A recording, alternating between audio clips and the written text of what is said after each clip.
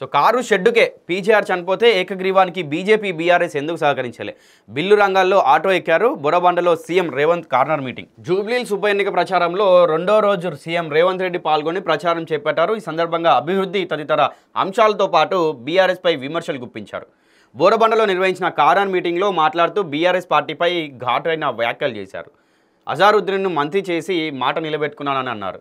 Car షెడ్డుకు పోయింది, బిల్లా రంగాలు ఆటోలో తిరుగుతున్నారని ఎద్దేవా చేశారు. పీజీఆర్ చనిపోతే ఏకగ్రీవానికి బీజేపీ బీఆర్ఎస్ ఎందుకు సహకరించలేదని ప్రశ్నించారు. అలాగే ఈ దుష్టి సంస్కృతికి తెరలేపిందే బీఆర్ఎస్ కాదా అని ధ్వజమెత్తారు. ఎమ్మెల్యే చనిపోతే ఎన్నికలు తీసుకొచ్చిన కసాయే కేసీఆర్ అని అన్నారు.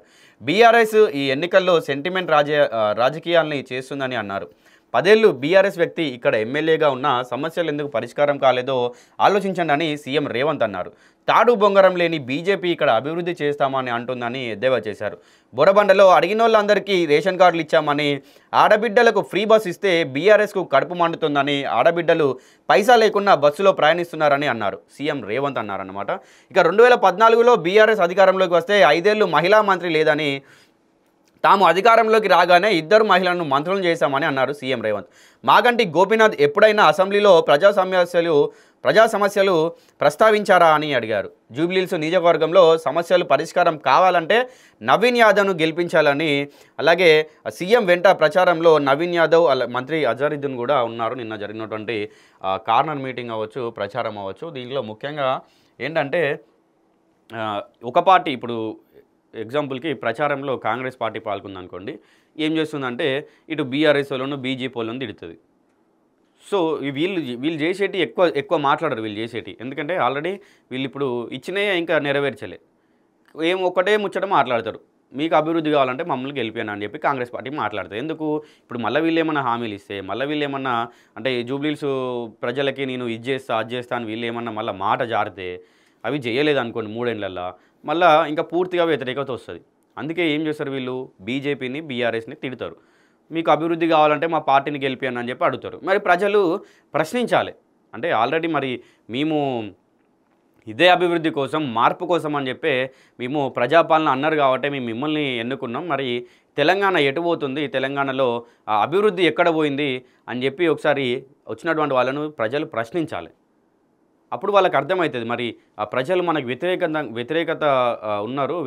ఉన్నారు. మనం అభివృద్ధి కాకపోయినా మనం ఇచ్చిన హామీలలో, పథకాలలో కొన్నైనా నెరవేర్చాం అన్నట్టు వాళ్ళు ముందుకెళ్ళే అవకాశం ఉంటుంది. ఇక ఇటు సైడ్ బీఆర్ఎస్ చూసుకుంటే, బీఆర్ఎస్ వచ్చి ఏం చేస్తుందంటే మేము అది చేస్తున్నాం, ఇది చేస్తున్నాం, 10 ఏళ్ళల్లో మేము తెలంగాణలో ఏడుకో తీసుకుపోయినాం అని చెప్పి బీఆర్ఎస్ చెప్తుంది. మరి ఈ 10 ఏళ్ళల్లో జూబ్లీహిల్స్లోకి పోయి ఒకసారి చూస్తే ఆ పెద్ద పెద్ద బిల్డింగ్లు, లేకుంటే ఆ బంజారాహిల్స్ జూబ్లీహిల్స్ సైడ్ కాకుండా ఈ బోరబండ, ఎర్రగడ్డ, లేకపోతే ఇటు మోతీనగరు, కృష్ణకాంత్ పార్కు, ఈ ఏరియాలు తిరగండి ఒకసారి. కాలనీలు అవి ఎట్లా ఉన్నాయి, ఆ వార్డులు ఎట్లా ఉన్నాయి, ఆడ కాలనీలు ఎట్లా ఉన్నాయి, ఆ ఏరియాలు ఎట్లా ఉన్నాయి చూడండి.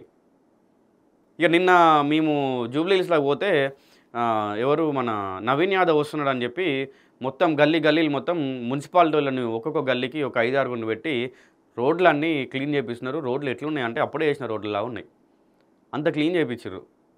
ఎందుకు, నిన్న మొన్న నవీన్ యాదవ్ రోడ్ షోలు అని చెప్పి ప్రచారం కోసం అని చెప్పి తిరుగుతున్నాడు. ఇటు సైడ్ కేటీఆర్, అటు సైడ్ కిషన్ రెడ్డి తిరుగుతున్నారు. సో ఈ టైంలో మాత్రమే అంటే ఎలక్షన్ల టైంలో మాత్రమే అందరూ పనులు చేస్తారు, చేపిస్తారు. అట్లా ఉన్నది పరిస్థితి. మరి మీరు అడగాలి, అరే మరి ఇన్ని రోజులు ఈడ రోడ్డు ఉన్నదా అని అడగాలి. వాళ్ళు మొత్తం చెత్త మట్టి అంతా ఉంటే వాళ్ళు మున్సిపాలిటీ వాళ్ళతో కూడా మాట్లాడితే వాళ్ళు చెప్తున్నారు, మాకు డ్యూటీ 8 గంటలు అంటే ఇప్పుడు 9-10 గంటలు 11 గంటలు ఎక్స్ట్రా టైం కూడా వేయాల్సి వస్తుంది. మళ్ళీ అంటే మాకు ఈ గల్లీ మొత్తం మీరు క్లీన్ చేయాలి, ఈ వార్డు మొత్తం మీరు క్లీన్ చేయాలి, అట్లా అప్ప చెప్తున్నారు. అది చేసుకొని ఇంటికి పోవాలి, ఇట్లాంటివన్నీ కూడా మున్సిపాలిటీ వాళ్ళు చెప్తున్నారు.